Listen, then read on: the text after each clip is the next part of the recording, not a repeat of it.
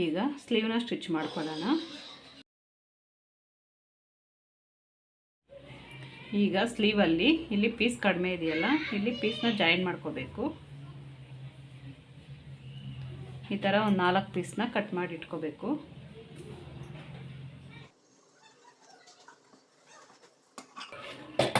ಈಗ ಈ ಪೀಸ್ನ ಇದು ಇಂಟು ಮಾರ್ಕು ಕೆಳಗಡೆ ಇರಲಿ.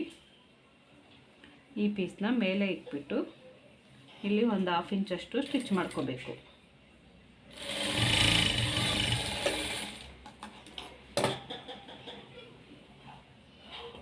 ಈಗ ಈ ಥರ ತಗೊಂಡು ಸೀದಾ ಮೇಲೆ ಒಂದು ಸ್ಟಿಚ್ ಆಗಬೇಕು.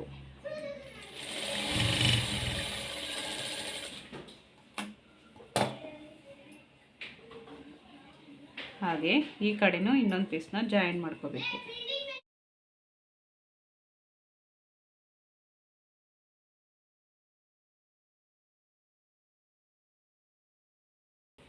ಸೇಮ್ ಇದೇ ಥರ ಈ ಪೀಸ್ಗೂ ಇಲ್ಲಿ ಪೀಸ್ನ ಜಾಯಿನ್ ಮಾಡ್ಕೋಬೇಕು.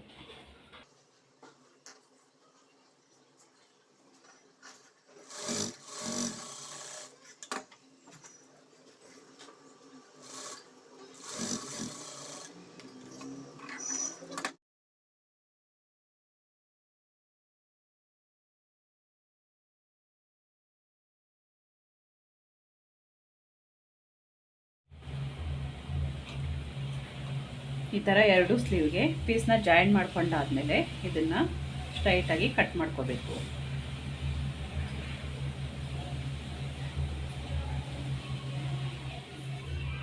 ಇದನ್ನು ಈ ಥರ ಇಟ್ಕೊಂಡು ಒಂದೇ ಸಮವಾಗಿ ಕಟ್ ಮಾಡ್ಕೋಬೇಕು.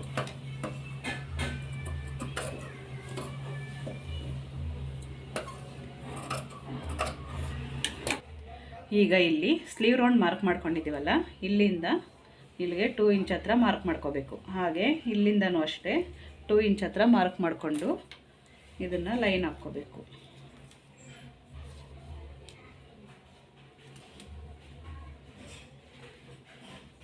ಇದನ್ನು ಈ ಥರ ಮಾರ್ಕ್ ಮಾಡಿಕೊಂಡು ಕಟ್ ಮಾಡ್ಕೋಬೇಕು. ಈಗ ಈ ಮೈನ್ ಪೀಸ್ಗೂ ಕಡಿಮೆ ಇರೋದ್ರಿಂದ ಪೀಸ್ನ ಜಾಯಿನ್ ಮಾಡ್ಕೋಬೇಕು.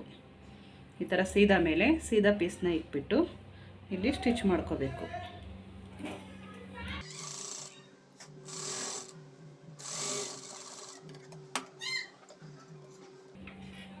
ಈಗ ಈ ಥರ ತಗೊಂಡು ಸೀದಾ ಮೇಲೆ ಒಂದು ಸ್ಟಿಚ್ ಹಾಕಬೇಕು.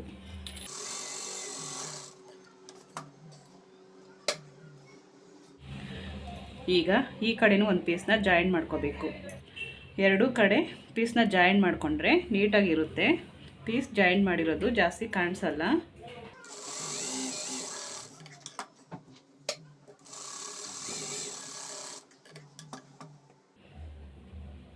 ಇದೇ ಥರ ಇನ್ನೊಂದು ಪೀಸ್ಗೂ ಪೀಸ್ನ ಜಾಯಿನ್ ಮಾಡ್ಕೋಬೇಕು. ಈಗ ಪೀಸ್ನ ಜಾಯಿನ್ ಮಾಡ್ಕೊಂಡಾದ್ಮೇಲೆ ಈ ಥರ ಲೈನಿಂಗ್ ಪೀಸ್ನ ಇದ್ರ ಮೇಲೆ ಇಟ್ಬಿಟ್ಟು ಸ್ವಲ್ಪ ಎಕ್ಸ್ಟ್ರಾನೇ ಕಟ್ ಮಾಡ್ಕೋಬೇಕು. ಒಂದು ಅರ್ಧ ಇಂಚು ಎಕ್ಸ್ಟ್ರಾ ಬಿಟ್ಟು ಕಟ್ ಮಾಡ್ಕೋಬೇಕು.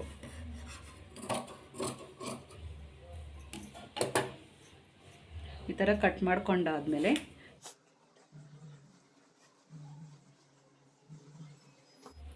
ಈಗ ಈ ಮೇನ್ ಪೀಸ್ನ ತಗೊಂಡು ಸೀದಾ ಮೇಲೆ ಈ ಲೈನಿಂಗ್ ಪೀಸ್ನ ಇಂಟು ಮಾರ್ಕ್ ಹಾಕಿದ್ದೀವಲ್ಲ, ಪೀಸ್ನ ಜಾಯಿನ್ ಮಾಡ್ಕೊಂಡಿದ್ದೀವಿ, ಅದನ್ನು ಮೇಲೆ ಬರೋ ಥರ ಇಡಬೇಕು. ಇಟ್ಬಿಟ್ಟು ಇಲ್ಲಿ ಒಂದು ಸ್ಟಿಚ್ ಹಾಕ್ಕೋಬೇಕು. ಒಂದು ಅರ್ಧ ಇಂಚಷ್ಟು ಸ್ಟಿಚ್ ಹಾಕ್ಕೋಬೇಕು. ನಾನು ಇದನ್ನು ಉಲ್ಟಾ ಹಾಕ್ತೀನಿ. ಬೇಕಂದರೆ ನಮಗೆ ಎಮ್ಮಿಂಗ್ ಪೀಸ್ ಬೇಕಾದರೂ ಇಟ್ಕೋಬೋದು.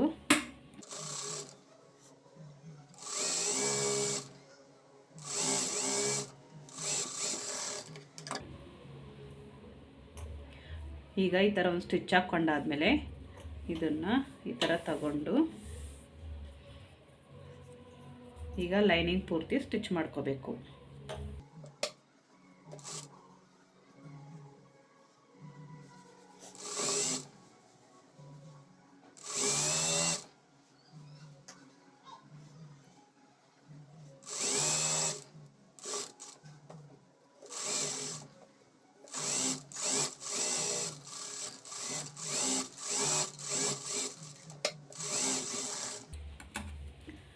ಈ ಥರ ಸ್ಟಿಚ್ ಮಾಡ್ಕೊಂಡಾದ್ಮೇಲೆ ಈ ಎಕ್ಸ್ಟ್ರಾ ಪೀಸ್ನ ಕಟ್ ಮಾಡ್ಕೋಬೇಕು.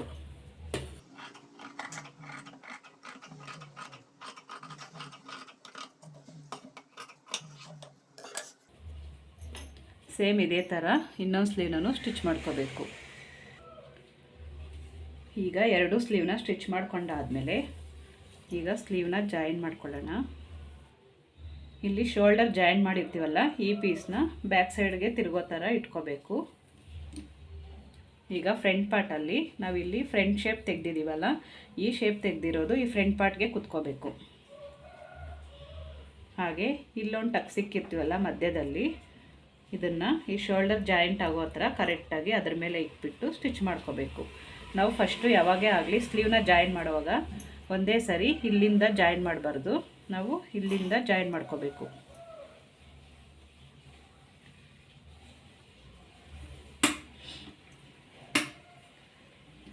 ಇಲ್ಲಿ 1 ಇಂಚು ನಾವು ಸ್ಟ್ರೈಟಾಗಿ ಕಟ್ ಮಾಡಿದ್ವಲ್ಲ, 1 ಇಂಚು ಅದೇ ಥರ ಸ್ಟ್ರೈಟಾಗಿ ಸ್ಟಿಚ್ ಮಾಡ್ಕೋಬೇಕು. ಈಗ ಈ ಸ್ಲೀವ್ ಪೀಸ್ನ ಈ ಥರ ಇಟ್ಕೊಂಡು ಇದು 1/2 ಇಂಚ್ ಅಷ್ಟೇ ಸ್ಟಿಚ್ ಮಾಡ್ಕೋಬೇಕು. ಒಂದೇ ಸಮವಾಗಿ 1/2 ಇಂಚ್ ಅಷ್ಟೇ ಸ್ಟಿಚ್ ಮಾಡ್ಕೋಬೇಕು. ಈಗ ಈ ಥರ ಇಟ್ಕೊಂಡು ಸ್ವಲ್ಪ ಸ್ವಲ್ಪನೇ ನಿಧಾನಕ್ಕೆ ಈ ಎರಡು ಪೀಸು ಒಂದೇ ಸಮ ಇಟ್ಕೊಂಡು ಸ್ಟಿಚ್ ಮಾಡ್ಕೋಬೇಕು. ಈ ಎರಡು ಪೀಸ್ನ ಎಳ್ಕೊಂಡು ಸ್ಟಿಚ್ ಮಾಡಬಾರ್ದು. ಈ ಮೇಲೆ ಇರೋ ಪೀಸ್ನ ಮಾತ್ರ ಕೈಯಲ್ಲಿ ಈ ಥರ ಇಟ್ಕೊಂಡು ಇದ್ರ ಮೇಲೆ ಇಟ್ಬಿಟ್ಟು ಸ್ಟಿಚ್ ಮಾಡ್ಕೋಬೇಕು.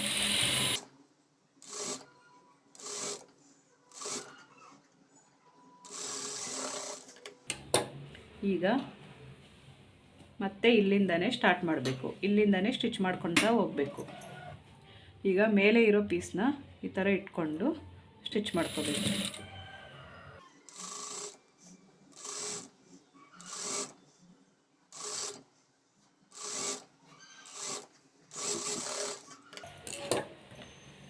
ಈ ಥರ ಸ್ಟಿಚ್ ಮಾಡ್ಕೊಂಡಾದ್ಮೇಲೆ ಮತ್ತೆ ಇನ್ನೂ ಒಂದು ಸ್ಟಿಚ್ನ ಹಾಕ್ಕೋಬೇಕು.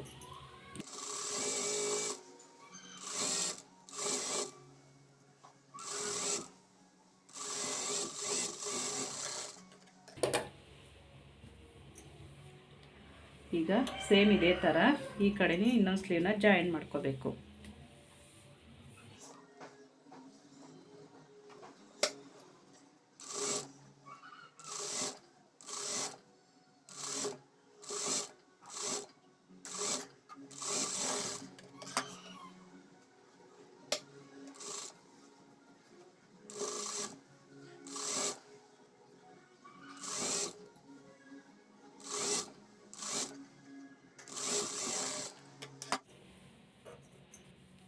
ಈಗ ಇಲ್ಲಿ ಎಕ್ಸ್ಟ್ರಾ ಏನಾದರೂ ಬಂದರೆ ಅದನ್ನು ಕಟ್ ಮಾಡ್ಕೋಬೇಕು.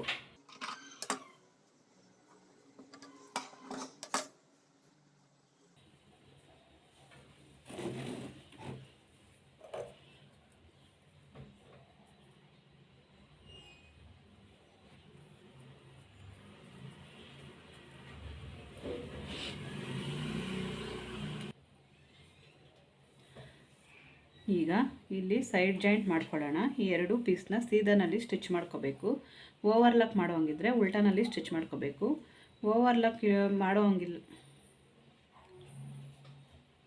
ಓವರ್ಲಾಕ್ ಮಾಡ್ದೇನೆ ನೀಟಾಗಿ ಸ್ಟಿಚ್ ಮಾಡ್ಕೋಬಹುದು. ಇದನ್ನು ಒಳಗಡೆಗೆ ಫೋಲ್ಡ್ ಮಾಡಿ ಸ್ಟಿಚ್ ಮಾಡ್ಕೋಬೇಕು.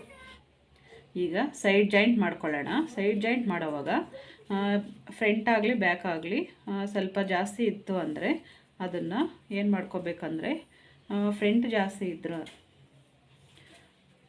ಒಂದು ಪಾಯಿಂಟ್ ಅಷ್ಟು ಜಾಸ್ತಿ ಇದ್ದರೆ ನಾವಿಲ್ಲಿ ಸ್ಲೀವ್ನ ಜಾಯಿನ್ ಮಾಡಿದ್ದೀವಲ್ಲ, ಅಲ್ಲಿ ಒಂದು ಸ್ವಲ್ಪ ಸ್ಟಿಚ್ ಹಾಕ್ಕೋಬೇಕು. ಇದು ಪೂರ್ತಿಯಾಗಿ ಸ್ಟಿಚ್ ಮಾಡ್ಕೋಬಾರ್ದು. ಇಲ್ಲಿಂದ ಒಂದು 2 ಇಂಚ್ವರೆಗೂ ಅಷ್ಟೇ ನಾವು ಒಂದೇ ಒಂದು ಪಾಯಿಂಟ್ ಅಷ್ಟು ಸ್ಟಿಚ್ ಮಾಡ್ಕೋಬೋದು. ಜಾಸ್ತಿ ಲೆಂತ್ ಜಾಸ್ತಿ ಇದೆ ಅಂದರೆ ಇಲ್ಲಿ 4 ಡಾಟ್ ಬ್ಲೌಸ್ ಬರುತ್ತಲ್ವ, ಇಲ್ಲಿ ಒಂದು ಡಾಟ್ ಇಕ್ಕೋಬೋದು. ಫ್ರಂಟ್ ಪಾರ್ಟ್ ಜಾಸ್ತಿ ಬಂದಾಗ ಮಾತ್ರ ಈ ಫ್ರಂಟ್ ಪಾರ್ಟಲ್ಲಿ ಇಲ್ಲಿ ಒಂದು ಡಾಟ್ನ ಸ್ಟಿಚ್ ಮಾಡ್ಕೋಬೋದು ಈ ಥರ. ಈಗ ಇದು ಒಂದೇ ಒಂದು ಪಾಯಿಂಟ್ ಅಷ್ಟು ಕಡಿಮೆ ಇದೆ, ಅದಕ್ಕೆ ನಾನು ಇಲ್ಲೇ ಒಂದೇ ಒಂದು ಪಾಯಿಂಟ್ ಅಷ್ಟು ಸ್ಟಿಚ್ ಮಾಡ್ಕೊತೀನಿ.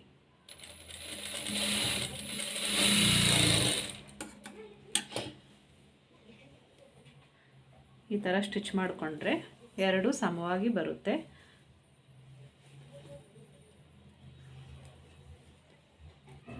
ಈ ಬ್ಯಾಕ್ ಪಾರ್ಟಲ್ಲಿ ಲೆಂತು ಸ್ವಲ್ಪ ಜಾಸ್ತಿ ಇತ್ತು ಅಂದರೆ ಇದು ಬ್ಯಾಕ್ ಪಾರ್ಟಲ್ಲಿ ನಾವು ಎಮ್ಮಿಂಗ್ ಪೀಸ್ನ ಜಾಯಿನ್ ಮಾಡಿರ್ತೀವಲ್ಲ, ಅದನ್ನು ಎಲ್ಲಿವರೆಗೂ ಬರುತ್ತೋ ಅಲ್ಲಿವರೆಗೂ ಫೋಲ್ಡ್ ಮಾಡಿಕೊಂಡ್ರೆ ಕರೆಕ್ಟಾಗಿ ಸರಿ ಹೋಗುತ್ತೆ.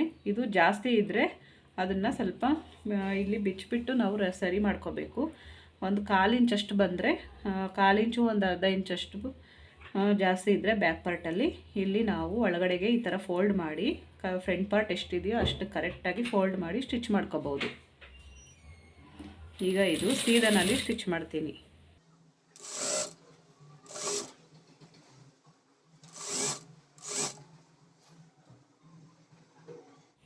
ಬ್ಯಾಕ್ ಪಾರ್ಟಲ್ಲಿ ಎಮ್ಮಿಂಗ್ ಪೀಸ್ನ ಕೊಟ್ಟಿದ್ದೀವಲ್ಲ, ಅದನ್ನು ಕರೆಕ್ಟಾಗಿ ಫ್ರಂಟ್ ಪಾರ್ಟ್ ಎಷ್ಟಿದೆಯೋ ಅಷ್ಟಕ್ಕೆ ಫೋಲ್ಡ್ ಮಾಡಿ ಸ್ಟಿಚ್ ಮಾಡ್ಕೋಬೇಕು.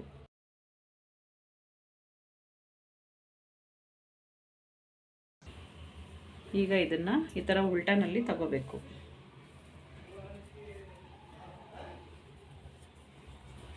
ಈಗ ಫಸ್ಟು ಇಲ್ಲೊಂದು ಸ್ಟಿಚ್ ಹಾಕ್ಕೊಳ್ಳೋಣ.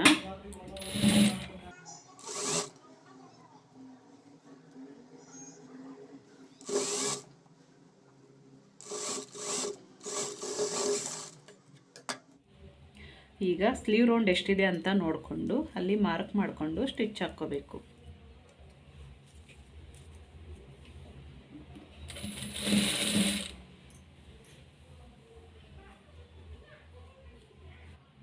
ಮೆಜರ್ಮೆಂಟ್ ಬ್ಲೌಸ್ ಇದ್ದರೆ ಇಲ್ಲಿಂದ ಶೋಲ್ಡರ್ ಜಾಯಿಂಟ್ ಆಗಿರೋ ಥರದಿಂದ ಇಲ್ಲಿವರೆಗೂ ಈ ಥರ ಸ್ಟಿಚ್ ಎಲ್ಲಿವರೆಗೂ ಇರುತ್ತೋ ಅಲ್ಲಿವರೆಗೂ ಈ ಥರ ಇಟ್ಕೊಂಡು ನೋಡಿಕೊಂಡು ಅಲ್ಲಿಗೆ ಸ್ಟಿಚ್ ಹಾಕೋಬೇಕು.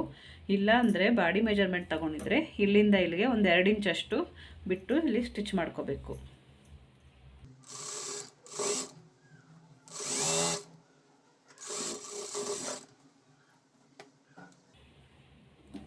ಈ ಥರ ಸ್ಟಿಚ್ ಮಾಡಿಕೊಂಡು ಪಕ್ಕದಲ್ಲಿ ಇನ್ನೂ ಒಂದು 3 ಸ್ಟಿಚ್ನ ಹಾಕ್ಕೋಬೇಕು.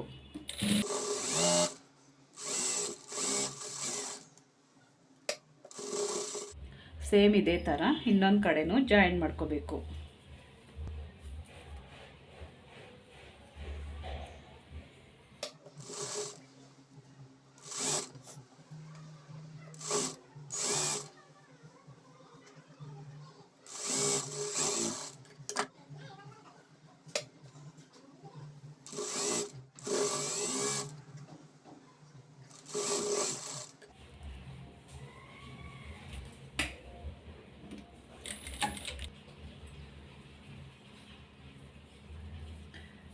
ಈಗ 2 ಕಡೆ ಜಾಯಿನ್ ಮಾಡ್ಕೊಂಡಾದಮೇಲೆ ವೇಸ್ಟ್ ಲೂಸ್ ಕರೆಕ್ಟಾಗಿ ಇದೆಯಾ ಇಲ್ವಾ ಅಂತ ಒಂದು ಸರಿ ಈ ಥರ ನೋಡ್ಕೋಬೇಕು.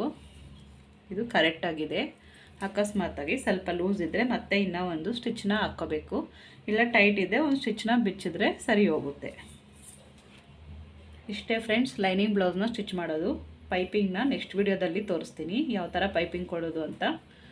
ನನ್ನ ವಿಡಿಯೋ ಫಸ್ಟ್ ಟೈಮ್ ನೋಡ್ತಾ ಇದ್ದರೆ ನನ್ನ ಚಾನಲನ್ನು ಸಬ್ಸ್ಕ್ರೈಬ್ ಮಾಡ್ಕೊಳ್ಳಿ. ಹಾಗೆ ನನ್ನ ವಿಡಿಯೋ ಇಷ್ಟ ಆದಲ್ಲಿ ಲೈಕ್ ಮಾಡಿ, ಶೇರ್ ಮಾಡಿ, ಕಮೆಂಟ್ ಮಾಡಿ. Thanks for watching.